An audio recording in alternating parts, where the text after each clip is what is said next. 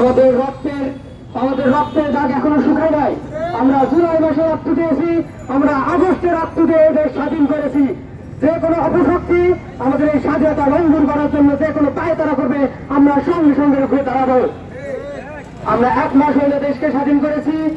এই মাসে এখন আমাদের কিছু দোষর রয়ে গেছে, তারা এখন 35 বছর নামে একটা নতুন বৈষম্য চালু করছে। এর বিরুদ্ধে আমরা অবশ্যই রক্ত দেব, আমরা দেশকে স্বাধীন করব। একজন সুস্থ মানুষ, একজন সুস্থ মস্তিষ্কের মানুষ কখনো 35 বছর ঘোষণা করতে পারে না। আমাদের দেশে গড়ায়ু 70 বছর। একজন মানুষ যখন 35 বছরে যখন কর্মজীবনে প্রবেশ করবে, যখন 35 বছরে কর্মজীবনে প্রবেশ করবে, তার চাকরি জীবনে পূর্ণতা আসতে আসতে 40 বছর লাগবে।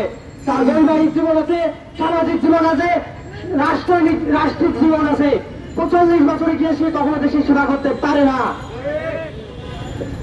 ভাইরা আমার, আপনারা জানেন উন্নত বিশ্বে আমরা যখন লেখাপড়া শেষ করি 23 বছর কিংবা 24 বছর বয়সে আমরা চাকরিতে প্রবেশ করি। তারা চাকরিতে প্রবেশ করে এবং তাদের যোগ্যতা অনুযায়ী তারা উন্নতি পায়। কিন্তু আমাদের দেশে যখন 35 গিয়ে আমরা চাকরিতে যোগদান করবো, তখন আমরা কখনোই আমাদের যে উন্নয়ন আছে, আমাদের মানবিক উন্নয়ন আমরা কখনোই সাধন করতে পারবো না। আমরা চাই ওই অপশক্তির দোসর শাহরাব আওয়ামী দোসরদের আন্ডারে এই দেশে অপশক্তি কায়েম করার রাজত্ব প্রতিষ্ঠা করেছেন।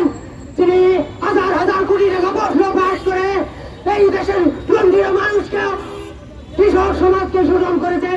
ওই শাহরাবের পদত্যাগ আমরা চাই চাই চাই। শহরে যারা দোসর আছে, তারা তৃণমূল পর্যায়ে দেশে অপশক্তি বাস্তবায়ন করতে চায়, তাদের সকলকে আমি তৃণমূল থেকে নির্মূল করবো। শুধু আমরা 35কে আমরা দেশ থেকে নির্মূল করবো না, আমাদের এই ঢাকা বিশ্ববিদ্যালয় থেকে 1931 সালে তো অপসারণ করা হয়েছে, আমরা 1991 সালে তো অপসারণ করেছি এবং আমরা 2024 সালে স্বাধীন দেখেছি। আমরা আওয়ামী লীগ ফেসিবাদকে, দুর্নীতিবাদকে আমরা এই দেশ থেকে বিতাড়ন করেছি এবং যারা এখনো আছে, যারা ফেসিবাদ কায়েম করতে চায়, তাদেরকে আমরা দুর্নীতি থেকে আমরা নির্মূল করবো ইনশাআল্লাহ। এই জন্য আমরা রক্ত নেওয়ার জন্য প্রস্তুত আছি। ইনশাআল্লাহ আমরা রক্ত দিব ইনশাআল্লাহ। তবু এই দেশকে আমরা দুর্নীতি মুক্ত করবো ইনশাআল্লাহ।